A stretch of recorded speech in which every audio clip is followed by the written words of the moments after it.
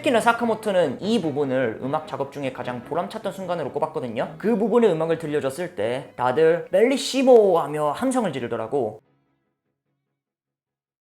한 시대를 풍미한 옛날 뮤지션을 알아보는 시간, 복구만입니다. 지난 4월 2일 음악계의 큰 별이 세상을 떠났다는 뉴스가 나왔어요. 사카모토 류이치, 영화음악과 전자음악 양쪽에서 모두 존경받는 거장이었는데요.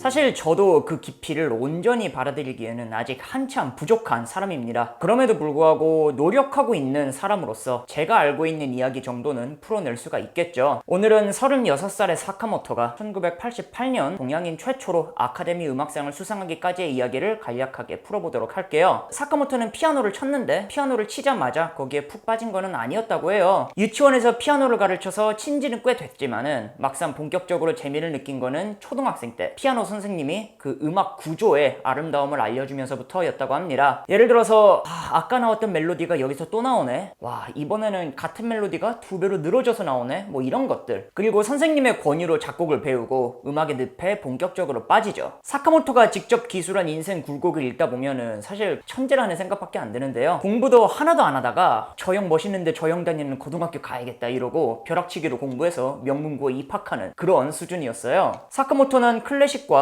포스트 모던 또 뭐 그런 흐름 속에서 꾸준히 영향력을 행사한 아시아와 아프리카의 민족 음악에도 관심을 갖는데, 그렇게 작곡과를 나오고 대학원까지 졸업하면서 음악인 친구들을 만나고 옐로우 매직 오케스트라를 결성하게 되는 거죠. 이 YMO는 동양의 전자음악을 선구한, 그리고 기단 일본뿐만이 아닌 전 세계적으로 막대한 영향을 끼치는 그룹이 돼요.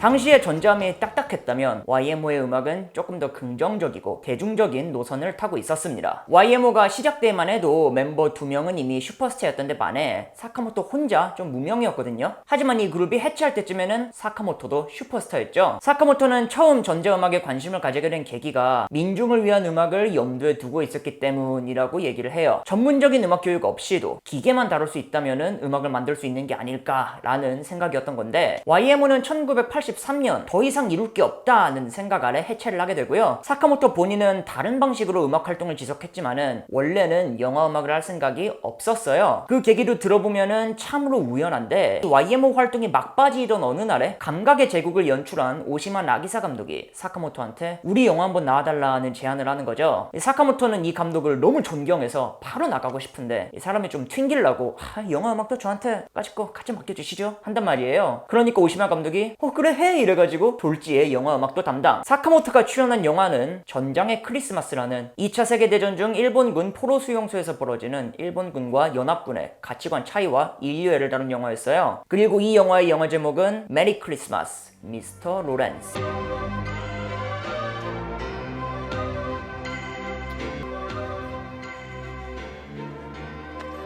데이비드 보위와 사카모토 류이치, 암투병으로 세상을 떠났지만 마지막 순간까지 음악을 했던 두 거장이 배우로 만나서 뜻깊은 영화이기도 한데요. 사카모토는 영화 음악을 두고 이거는 다른 관점으로 일하라는 어떤 주문 같은 것이라고 했어요. 음악적 자유가 없이 오로지 영화의 장면만을 생각해서 그와 어울리는 음악을 만들어야 한다는 뜻이었습니다. 그리고 그것 또한 자신한테 좋은 자극이고 새로운 가능성을 준다는 이야기를 했죠. 메리 크리스마스 미스터 로렌스라는 음악은 그렇게 나왔는데요. 영화는 동서양의 차이를 다루기 그 음악 또한 모두를 포용할 필요가 있었습니다. 그래서 사카모토 본인도 크리스마스 하면은 보통은 서양의 종소리를 떠올리는데 그 종소리를 동양적인 사운드로 구현해서 조화를 이뤄냈다는 거죠. 그래서 이 음악은 영화에서 두 문화권의 충돌을 표현할 때 쓰인다고.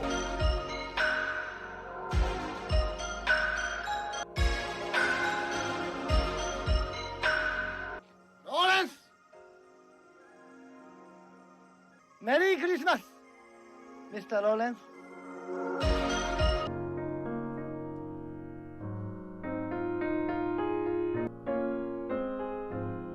지금은 사실 이 영화보다도 음악이 훨씬 유명하죠. YMO 때도 그렇고 사카모토의 음악은 문화권에 상관없이 모두를 끌어들였어요. 그 기조는 이후의 작업에서도 이어지는데 이번에 사카모토를 찾은 인물은 바로 베르나르도 베르톨루치, 훗날 마지막 황제의 감독이 되는 인물.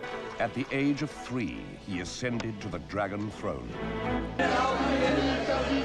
The last Emperor.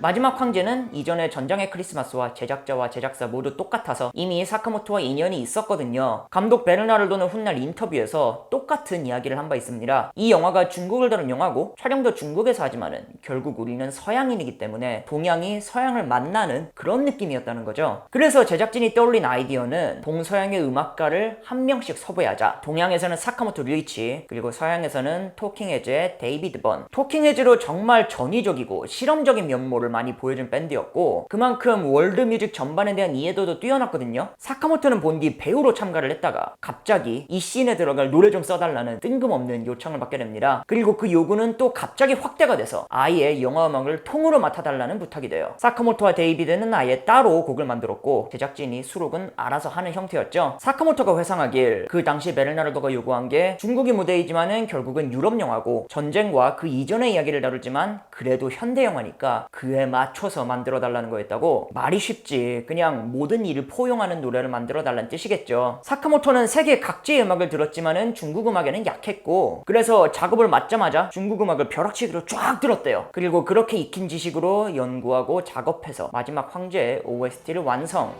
오픈하다.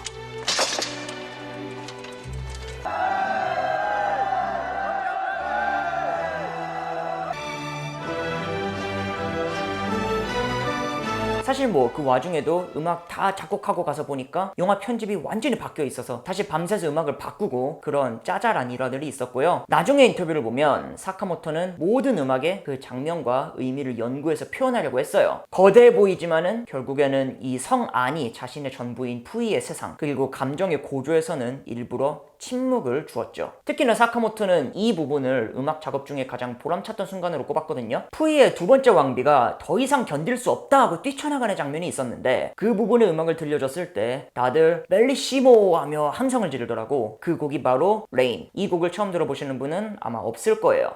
I want a divorce. No one can divorce me. Not want to be your mistress any longer.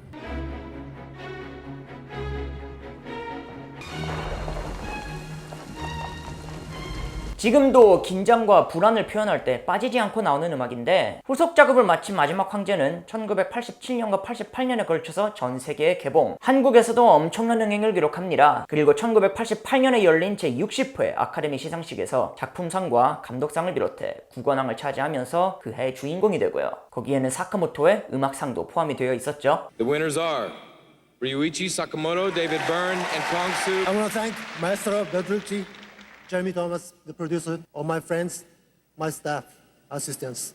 Thank you very much. 사카모토 류이치는 이런 제약과 장애물이 오히려 자신의 음악을 발전시킨 기폭제였다고 해요. 오히려 한계 속에서 창의성이 폭발할 수 있다는 그런 의미였는데 이거는 제 자신도 되돌아보게 하는 말입니다. 사카모토는 이후로도 다양한 실험과 음악 활동을 전개하면서 거장의 삶을 이어갔고요. 1988년 6월에 미국의 한 매거진에 실린 사카모토 소개 기사에 이런 구절이 있었어요. 사카모토는 운전도 안 하고 면허도 없다. 차 안에서 음악 트는 것도 안 좋아하고 그가 좋아하는 거는 차가 만들어내는 소음이라고요. 세상의 모든 소리를 분석해서 음악으로 만들어내는 그런 사카모토의 성향을 잘 표현한 말 아닐까 싶습니다. 최근에 암투병 중에도 레버넌트의 음악 작업을 하고 또 올해 1월까지 새 앨범을 내기도 했죠. 끝까지 겸손했지만 사실 그 인생을 보면은 경이롭다 하고밖에 말할 수 없는 그런 인물이에요. 고인이 된 사카모토 류이치의 이야기를 오늘 간략하게 알아봤습니다. 소개 부탁하고 싶은 뮤지션 있으시면 언제든지 말씀해 주시고요. 좋아요와 구독 그리고 알림 설정은 정말 감사하게 받도록 하겠습니다. 복고문이었습니다. 감사합니다.